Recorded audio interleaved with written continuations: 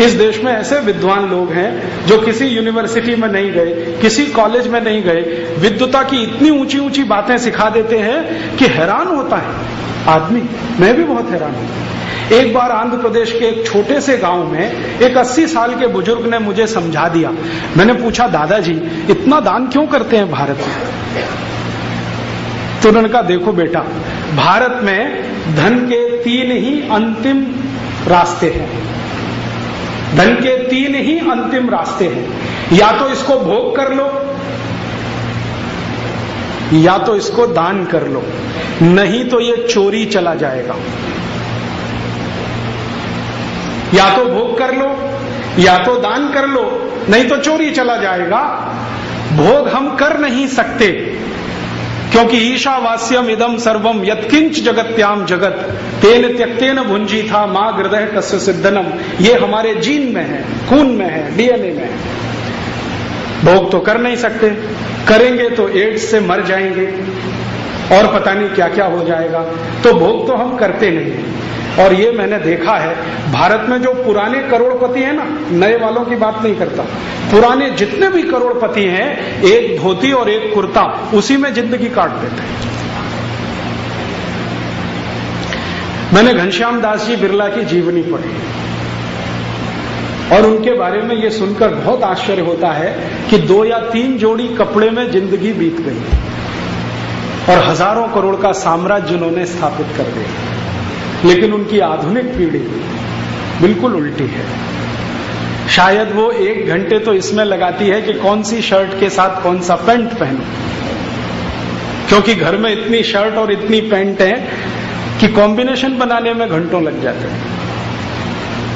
जिस आदमी ने हजारों करोड़ का एम्पायर खड़ा कर दिया शून्य में से, वो 2 धोती 2 कुर्ते या 3 धोती 3 कुर्ते में जीवन काट गया।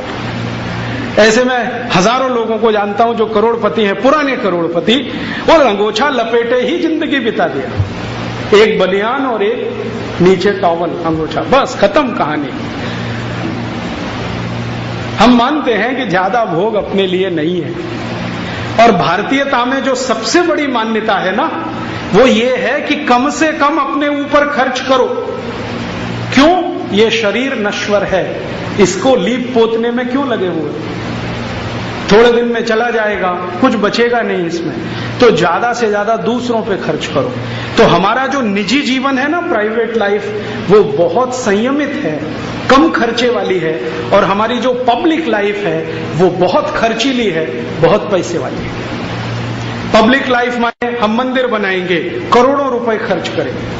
मंदिर का प्रतिष्ठा समारोह होगा, करोड़ों रुपए खर्च करेंगे।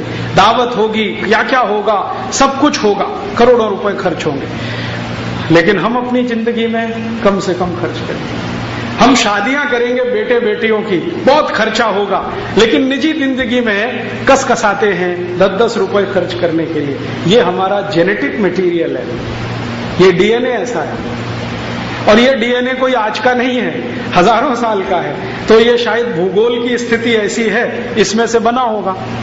शायद ईशावास्यम इदम सर्वम जो किसी महान व्यक्ति ने कह दिया, वो हमारे रग रग में घुसा होगा। इसलिए तो कहा, जो अंदर होता है वही कहा जाता है, और जो होता ही नहीं है वो निकल नहीं सकता मुंह से।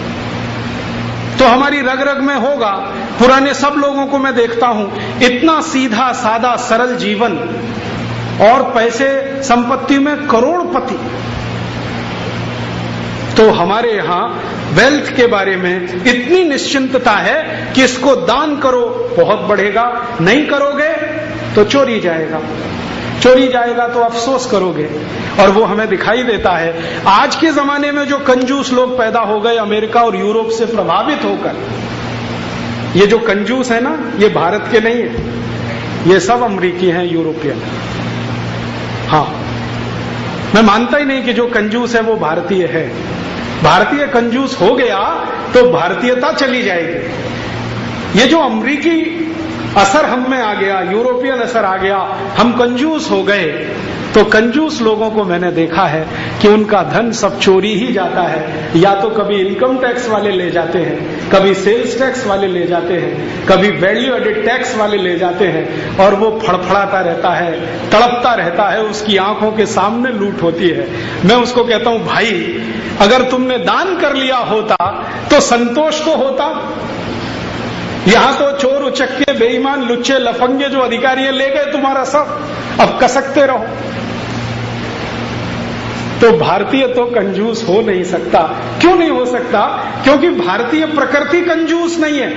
हम कैसे हो जाएंगे? हमने सुना है यथा पिंडे तथा ब्रह्मांडे, और यथा ब्रह्मांडे तथा पिंडे। जो पिंड में है वो ब्रह्मांड में है, जो ब्रह्मांड में है वो पिंड में है। तो हमारा ब्रह्मांड तो इतना रिच है, इतना धनी है, संपत्तिवान है, हम कंजूस कैसे हो सकते? कितना धनी है हमारा ब्रह्मांड। हम एक बीज डालते हैं, उसमें से 100 बीज निकल आते हैं। हम एक आम की गुठली लगाते हैं, उसमें से हर साल 1500 आम टूटते हैं, कम से कम 50 साल तक, और जो ठीक देखभाल करें तो 100 साल तक। हम एक बीज बाजरे का डालते हैं, बाली पर 250-300 बीज आ जाते हैं। प्रकृति ने हमको इतना दिया है, ब्रह्मांड में इतना कुछ मिला है, तो हम कंजूस हो नहीं सकते। जैसी प्रकृति वैसे हम।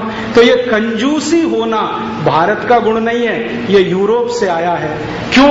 वहां वेल्थ का कुछ पक्का नहीं है।